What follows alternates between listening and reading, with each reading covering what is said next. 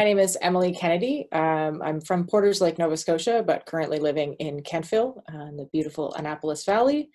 And I am passionate about food security and just making the world a better place by building connections wherever I can. I grew up in a single parent home and we didn't have a lot of money. So food, I don't know, has always just kind of played a really important role anyway, because food is really great and delicious and all that stuff. But yeah, I learned early on just like the struggle that my mom had to be able to provide us with food. I have very distinct memories of her with going meals just so my brother and I could eat. And I think she thought that we didn't notice, but I did anyway. I don't know if my brother did, but yeah, so just understanding how precious food is and just being, I don't know, in the valley and knowing how lucky I am to be surrounded by so much fresh food. And yet we still have this province, I think is still the highest rate of food insecurity in all of the provinces in Canada. So that's a really scary thought. Yeah. And also I think partly I've always just really been interested in traveling throughout Africa. It's been one of my dreams since I was a little girl, to see every country in Africa. And of course, as I got older, it became less about the animals that potentially were there, and more about the cultural aspects and the political, I don't know, just the political landscape, I guess. And of course, food is a huge part of that, and so I felt this kind of mutual connection to that. So to me, food insecurity encompasses three different aspects. So it's access, availability, but the piece that we more often forget, which is food literacy. So we frequently hear about how expensive fresh food can be. I mean, we definitely have access. It's literally in our backyards, but it's a lot of the time it's not knowing what to do with certain things. So we don't have to buy the expensive vegetables, so to speak, in order to make a really good, healthy meal.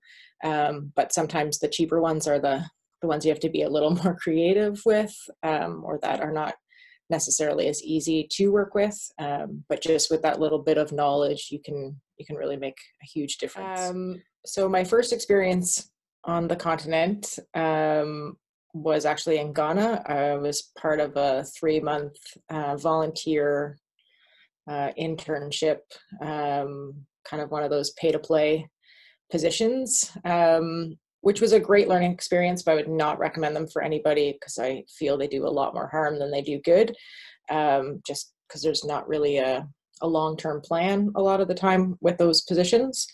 But then I did a master's directly after leaving Ghana, and then upon graduating was awarded a position through the International Youth Internship Program, which is funded through the federal government. And they send grads all over the world in a number of capacities. It's not necessarily just environmental based, but really great program for folks just starting off, who are interested in international issues and just want to do something a little more meaningful while gaining those initial work experiences. So I actually applied for a job in Bhutan and somehow ended up in Uganda. That was the position that I was offered. So I got a little lost, I guess, geographically, but it definitely worked out. I absolutely fell in love with that country, and in a matter of weeks knew, I don't know, or felt, I guess, that it was home.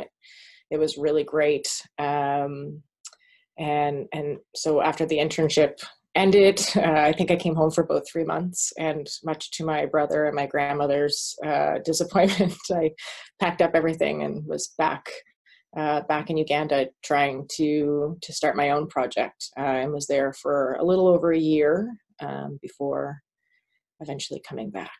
So lots of big adventures kind of within that Ugandan time period. So I was able to travel to Kenya as part of work to participate in the World Trade Organization's ministerial conference, and I sat on the food advocacy group, which was really neat. I learned I did not want to be a professional advocate or protester, I guess, but there were, I thought, more meaningful ways to be productive and make a difference.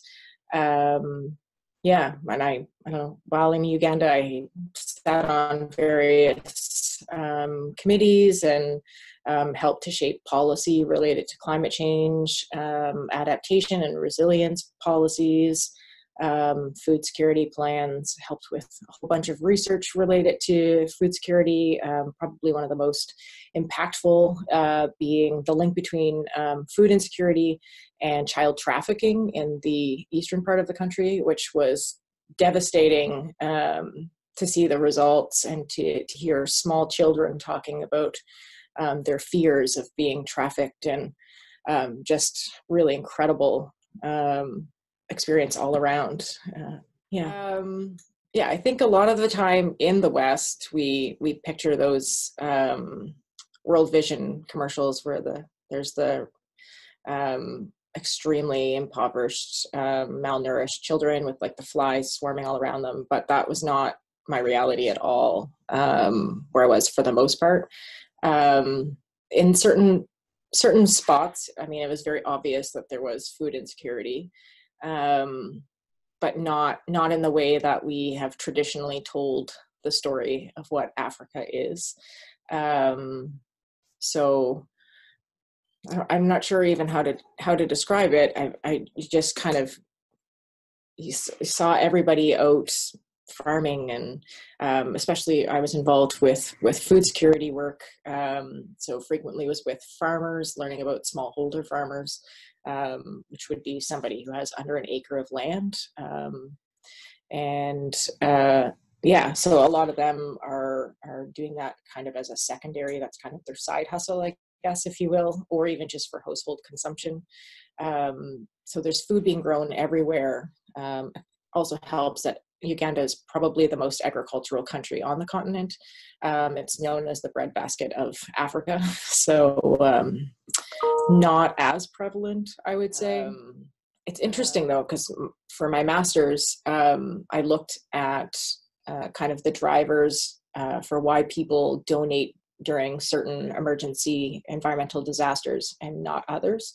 And I had looked at the tsunami in Southeast Asia versus the earthquake that took place in Haiti, and all of the data, everything that my research showed was that the Southeast Asian tsunami should have received a higher number of dollars donated, but in fact, the complete opposite was true, because it was immediately after Christmas, which is the most charitable time. In Haiti, it was in January, where regularly people don't give out money because we're paying back all of our debt from Christmas.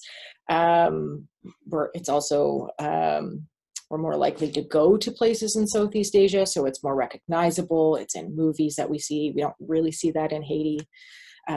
So just all of these things, it's really fascinating. And the number one link that I kept seeing, and that I eventually concluded in that work, was that it was social media that changed everything. That during the tsunami, social media wasn't a huge tool, I guess, for gaining donations. But once Haiti's situation happened, I mean, Facebook, Twitter, all of those things were in everybody's hands at that point. So it was just a click of a button.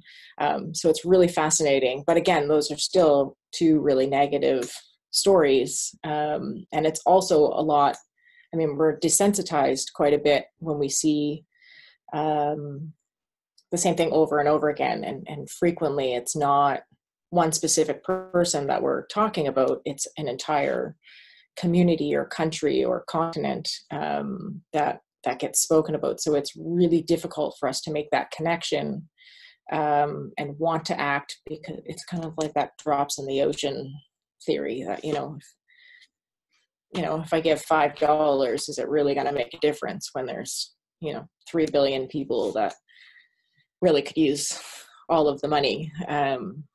So it's trying to find those stories that peg, I guess, one person or a few people that make them more tangible, I guess, or that we can relate to more readily. Yeah. When I'm coming home from whether it's work placements, or now I go back to visit fairly, well, not as frequently as I'd like, but a lot more frequently than I would have thought. But I always get asked any number of questions. So frequently it's like, how do you get from place to place? They have roads. Do they have roads there? Do they have cell phones?